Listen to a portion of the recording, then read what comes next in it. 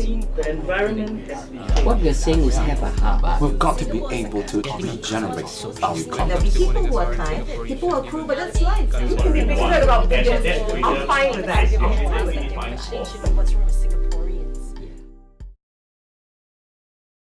Let's go positive then, because there are some initiatives taken by Singaporeans that are very laudable. And I'd like to start with Transient Workers Count Too. You were the executive director, and you are the... I'm the coordinator of the Kantha project. So how did this start, and what work are you doing? Well, we do a lot of things that help Singaporeans to get involved with migrant workers. So with the food project that we run every day, we have lots of volunteers who come. And this also, because we have hundreds of workers who come every day, we have... And these are workers who are out of job? Out of jobs. Okay. And not able to work, not able to go home. How many of them? Well, within any 1 month, we have about 600 individuals. How many meals? We offer, let's see, we have about 2,000 meals that we offer every week to this number of individuals. Not everyone comes every day. And how do you fund it? Donations. And So please. there was a crisis, I understand, last year. There was. When you had to close down if you didn't get any more donations. Down, but we had to cut back the meals. From 2,000 to 1,800. Yeah. Well, we had to shut down much more than that. We were up to about 2,500 a week. Yeah. Now we're up to about a little bit over 2,000 a week. So that's the and number. what's the situation looking forward? Are you getting enough donations? For now we have for this year, but we're always for this year. For let's see, when we encountered that crisis, we realized that we were soon able to fund it for the upcoming year. And how do you solicit for funds? We have a few large funders, and then I think we're always in the news, and we're always dealing with our donors. So do you have a place where people can give donations? Check the website. Okay. The website. You can put your website on Happy TV, and we have a space for that. Friends of Happy TV. Okay. And people watching you, they'll get sympathetic. Yes. We certainly always need donations, not only for the Kantha project, but for the running of TWC. But how did it start? So. Okay, I'll talk about that. You mean my project? No, how did TWC2 start? Who started it and why? It was 2003. There was an incident with a domestic worker who was badly mistreated, and a number of academics got together and they started a group called the Working Group 2. And this was in order to advocate for the issues relating to specifically domestic workers.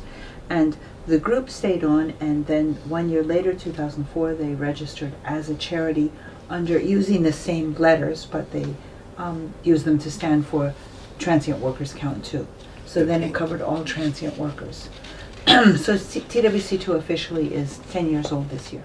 Okay, and now you're focusing on those that cannot find work, so providing them with meals. So what I do is with the South Asian workers who are not able to work and not able to go home, who are stuck here for a long period of time. Okay. So through the Meal Project, we see quite a number of people, and so we attract, as I was going to say, researchers and students and all sorts of other people, and we also have various other projects that people can get involved in.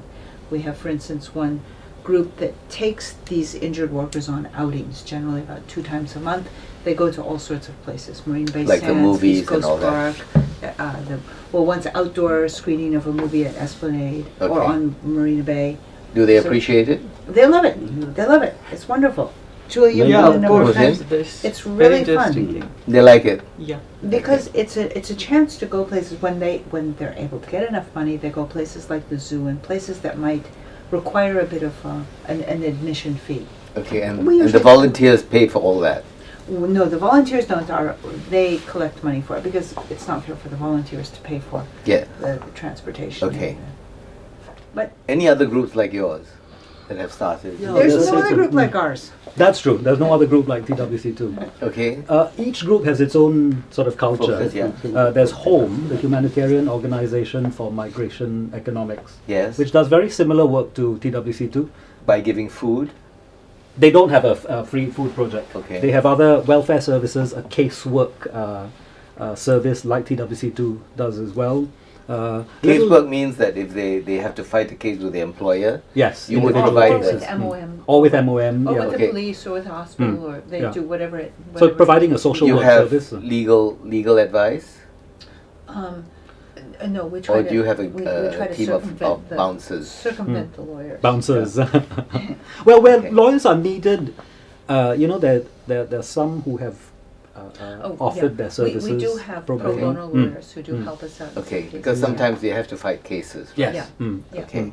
Sometimes they're complex enough to need a fairly senior. So person. how about Jewel? How are you? How is your court case being fought? How is your claim being handled? Claim is here very difficult because when I'm injured, so that time I don't have any safety report. So that's why my cases is very difficult. MOM or investigation long time there because my boss don't accept my cases. They say I don't know what happened to him. So are you going through the lawyers or? Yeah, insurance? I'm going to take. So who's paying for the lawyers' fees? Will come from his compensation. Workman's It compensation. will come from his compensation. I So see. the Oh, legal so this fees. is okay. This is the deal where the lawyers will Yeah. get the money if you win the case. Yeah. Okay. I should say there's another project that Mohsin and I have started, which is a place called Dibashram. And this is, we offer a space for people to come and stay during the day and rest, but we also put on a lot of activities. We've It's put like on- daycare. Well, it's sort of like daycare, yeah. But but we've had all kinds of events, workshops, seminars, To improve drama themselves? productions. Well, for entertainment and for activities. But I think the that small library, indoor games. library, Okay. musical instruments. There's a musical group that Every comes. weekend. Who pays the lot of rent? work are coming. I don't- Where is they it? pay. Little India. I see. Royal Road. And it's your office or is your house or No, your? no. This is a drop-in center for migrants. It's like a drop-in center. I see. And how much is the rent? 2,300. And you pay that out of your own Over pocket last every 2 month? years over. And I have had some help with that. Some other people have come forward. And how long have you been doing this? Is it 2011 August started. More than 2 years. More than 2 years. And do you have enough steam to go on? Yeah, it's a great project. I love it. You're a woman of great wealth. And every Sunday, great persistence, I think. weekend, Great. Persistence, yeah. Okay. lot of workers coming here, do music practice, Okay. reading books. The We have a musical lot of groups have been activities snatched up by and other drama. groups. and You're a they put wonderful on. woman, but I would like to cite two cases of there's a girl called Christabel Su, and she started a Facebook page which is Shut Racism Up SG, and I think this followed the furore that came out of the riots, and there were a lot of posts that were racially biased, okay, and she got sick of it, and she had 1,300 likes. So I think the encouraging thing is that a lot of Singaporeans feel like her. But there was a Patrick Chung, and this is what he said. I'd like to read what he said. Singaporeans feel that they are superior to these migrant workers. First world nation, whereas these migrant workers are from the third world. Migrant workers should be grateful that they are working here and not cause any problems. Now, this came from Patrick Chung, a Singaporean, and it's sort of doesn't cast a very flattering light on how we view foreigners. Now, how universal is this view? We're so used to foreigners. Most of us are foreigners in one way or another in this country. So we are used to difference. We are used to cultural People differences. also don't like to confront. So maybe yes, they, okay. maybe they go online Mm. and express their views. Yeah. But I haven't heard any foreign workers say that they've had anyone say anything to their face. Okay. Yeah, it could be cultural as well. I mean, the thing about not wanting to confront and going on Facebook is also universal. You see it in Where all sorts Facebook, of you other tend to get Right. more belligerent. Yeah, I would Let have me thought. say something yeah, that, Joel brought up and said that a lot of the migrant workers, they're not low-class people, they're middle-class people. They're aspiring middle-class people. And so I find that with the Bangladeshi and the Indian workers, many of them don't see themselves as being low-class, even though there are some Singaporeans who may look down upon them. They feel that they have a perfect right to do what they want, go where they want. And so because they have this kind of sense of entitlement, I think it helps in making them feel like they're not discriminated against. So as he said, they feel that way in their dealings with their bosses and their supervisors, but they don't feel that way. But when they they're- want respect. They want to be well, no, treated they and encouraged. expect respect because that's what they get. Most of these men, when they're in their own country, people look up for them. These Yeah, people but some hire- supervisors are even less educated and That's more true. crude And than that's the workers. exactly it. So this is where you find a lot of this sort of abuse is when the supervisor or the employer is less well educated than the worker. And I think that you find that a lot with some of these workers. Okay. That their employers have a lower level in their society than the workers do in their own society. Okay. You see, in Singapore, we're caught between two big factors without trying to stray into a discussion on the population white paper. On the one hand, we are small, you see, and I think the closest comparison we would have is Hong Kong rather than Dubai. Dubai still has a bit more space. So, you know, if you wake up on a weekend, you expect a certain degree of peace and quiet, or sounds you have been used to for the past 10 years. And then if you have someone who's from a different type of urban geography, who openly celebrates with loud singing, banging of drums and so on, you get disturbed. You see, so it's a case of living cheek by jowl, and then if you have unfamiliar noises in your psyche, or you wake up to unfamiliar noises, you get that sense of displacement. And some of this displacement is channeled into racism, whether deliberate or not. Not racism, channeled into behavior that is Or they seemingly just- racist. The dislike of this foreign element that has come into your Yeah. weekends, Yeah, okay. and so on. And then you think about foreign cultures that have come in. You know, if you're from China or India, you know, the way you celebrate your most important religious festival is different from the way Singaporeans celebrate it. I mean, I have Malay Muslim friends, and they're used to turning the loudspeakers in their mosque inward. See, it's not an issue. But if you come from the Middle East and you see this practice, you might think that it's an act of discrimination. Why can't I turn my speakers outward? You know, to blast the prayer, you know, signals everywhere. You know, so there are all these issues. And then near where I'm staying, there's this Indian festival called Kumbh Mela. There's loud music and so on, and then they pelt one another in a friendly way with What do you mean by public pelt? colours. With coloured powder, right? Yes, yes. Oh, you know, so okay, you okay. have to understand that. You know, if you watch National Geographic, you understand Yeah, what sounds it is. like You fun. won't get offended. But you know, if you expect your Sunday morning to be quiet, peaceful, walking the dog and so on, you might get offended. Yes, absolutely. And I think Alan touches on, Alan hints at a very important point, which is this, and it does relate to the population white paper. I think quite significantly to the population white paper. Yes. This, you use the word displacement. Thoroughly agree with you. The sense that Are you Singapore, trying to politicize the discussion? you Go see- ahead, go ahead. Okay, No, fine. no harm, no harm. Yeah, Go ahead. Yeah.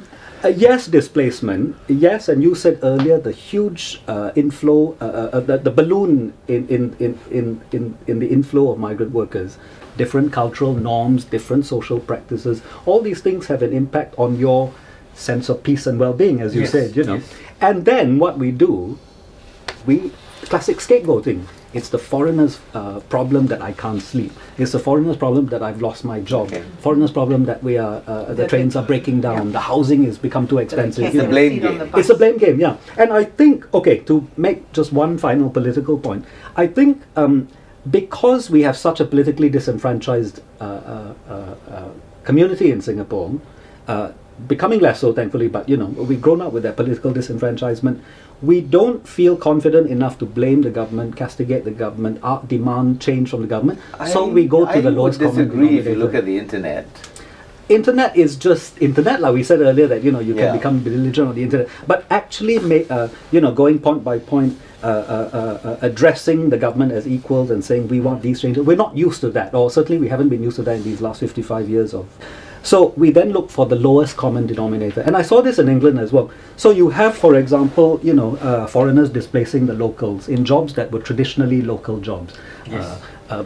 butchering, you know, street cleansing, construction, all these things. You don't blame Mrs. Thatcher and Tony Blair and John Major and Gordon Brown and now Cameron. You go for the migrant workers, and then it's classic scapegoating behavior. You cannot blame Singaporeans for that. What you can blame is this misplaced analysis that we have. You know, we're not addressing the right place where the problem arises. So in a sense, I think it's helpful even though it was fairly badly done, but Gilbert Go's protests have put a measure to the problem. What's this protest? You know Gilbert Go and his population rallies, he had three. Oh, yeah, okay. And the first one attracted something in the region of 3,000 to 5,000 people by different counts. I think it's this resentment, firstly, of the inflow of large numbers of foreigners, not just the less skilled foreigners, but foreigners as a whole. And then secondly, the sense of powerlessness. I don't know what to do about it. What do I do? You know, either I go on a protest, which those 5,000 people did, or I castigate the lowest common denominator, you know. And that's where the government must take some responsibility. Absolutely. But if you That's castigate no doubt. the lowest common denominator, that's a bit cowardly, right? You can't blame us. No, We have been because I put think in- Singaporeans are trying to identify the problem, or rather pull the government by the collars to see the problem. You know, they know the problem. It's just that it's not upfront yet. You always want to point at those people that are becoming such large, that have such large numbers that you just feel that you can't deal with it. The Yes. problem must be with them. Well, we'll close this section, and we'll come back again, and we'll ask if you had your wish list. Think about it now. What do you think we can do to improve the situation? Just a quick round robin. Okay, we'll be back.